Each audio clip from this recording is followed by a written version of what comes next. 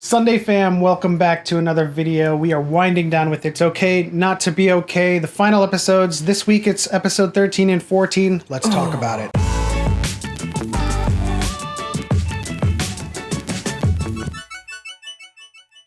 Okay, so first of all, I want to give a shout out to Drama Hyun. Very good on those videos. He had his theories about Ko Min-young's mother and Nurse Park being sisters. If you want to check out those theories, his channel will be in the description below. But I think he's ultimately wrong, and he might have come out with a video already kind of discussing his theory. But what we just found out is that Miss Nurse Park could be her mother. Yeah, and there were some hints about whether or not she had some plastic surgery or, you know, I think to some extent, I still think that this could be just a really, really dedicated fan of Dohije because, like, the way that the father describes it is that he actually did kill her. His daughter saw it happen. Yeah. And he took her out and threw her into the water. I mean, he kind of, the way she fell and landed. Yeah, there's no surviving that. I don't know if you could survive that. And the whole time I was thinking, well, how did she get out of that bag? It looked like a Louis Vuitton bag. Yeah. By the way, that got thrown into the water. But like, how do you get out of that? And so a bunch of theories are swirling around. Like, one is that she's a sister. The second one is that she's actually Ko Min-young's mother. Yeah. And then we have our theory that she might actually just be a fan. It's like these heretic fans that's their names happen to be Park. Yeah. Park Oran, Park NJ. So I don't know right now, but right now it seems like it's pointing to the fact that maybe she had some plastic surgery done and she might actually be her mother. Yeah, that is most logical way to go given the details we know about her. But again, there lies the question, how did she survive, and if that is true.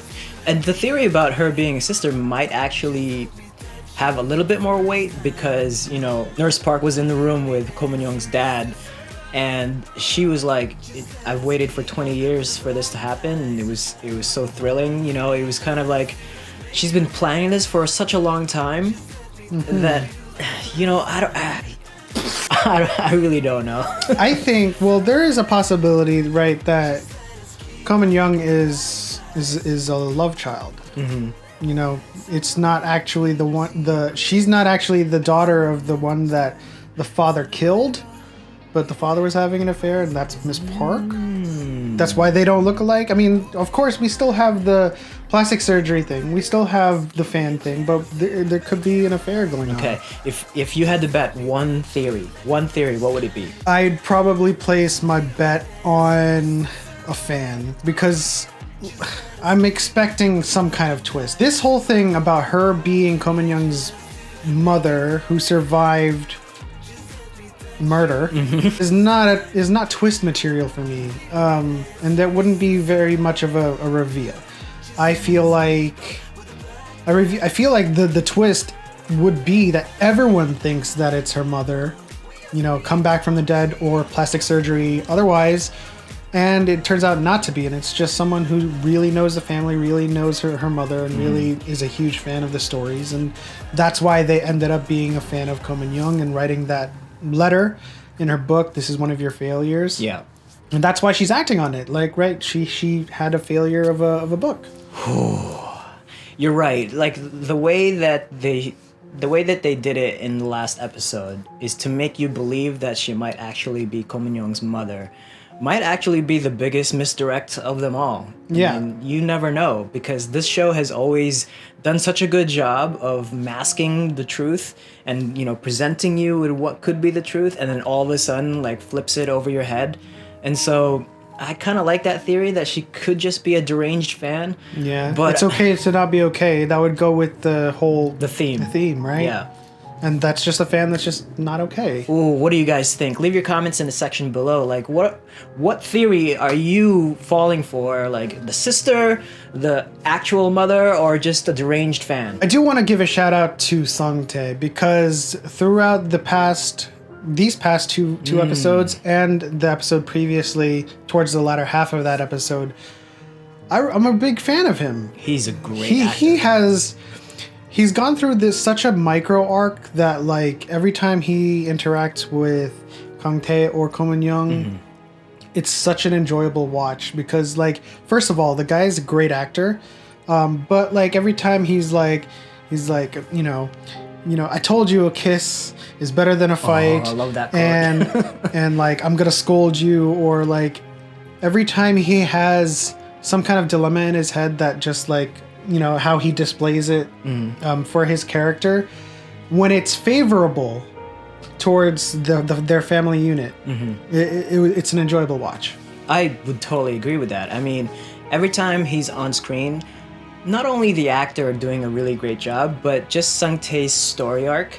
Yeah. Like, he tells the truth almost. He's like, the one absolute in the show. It's like, well, yeah, of course I should do that, but I'm not. It's kind of like practice what you preach. It's like Sang Tae does it. Like he is the ultimate truth seeker or the truth teller. And soothsayer, and it's like all the other characters are flailing about with their emotions and their baggages and all of that stuff, and then here comes Sang Tae, who's like, well, it's really just a kiss is better than a fight. Yeah, some porridge and some quail eggs will make you feel better. These are the extremes of this show, and I feel like he's the only one, no matter how you view his mental issue, is being real. Like, he's the only one you can expect to be upfront about it, whether it's unfavorable towards their relationship or favorable towards their family unit, and talking about giving forgiveness and it being difficult to draw expressions, or just in general, going from having a problem with him and Ko Min Young to like, oh, did you guys fight? Did you do something wrong? Yeah. Or it's like, oh, why are you being shy right now? It's just very innocent, but very real. Yeah, very, very straight to the matter. Yeah. Right? And, when that scene when he found out that the double butterfly was drawn on his mural, his credit to Seo-ji as well with her acting ability there. I mean, the two of them, when that happened, I was really like, I was freaking out. Borderline tears. Yeah, I was like, oh my god! Everyone is explosion. Everyone is such a great actor on this show, and like I feel so hurt when Ko Min Young is crying that hard. Yeah, it's hard to hide your emotions, even though you shouldn't. Yeah.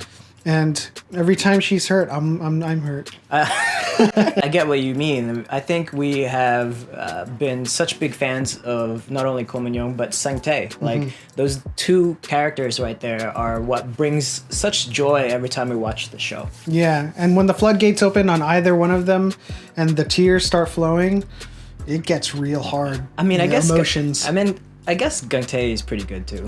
He's a great actor. Yeah. But in any case, that'll do it for our reaction to episode 13 and 14 of It's Okay to Not Be Okay.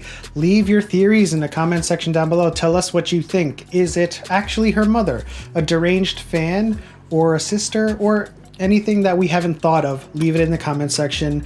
Also, if you enjoyed this video, leave a like, subscribe if you're new, turn on notifications, and we'll see you next week.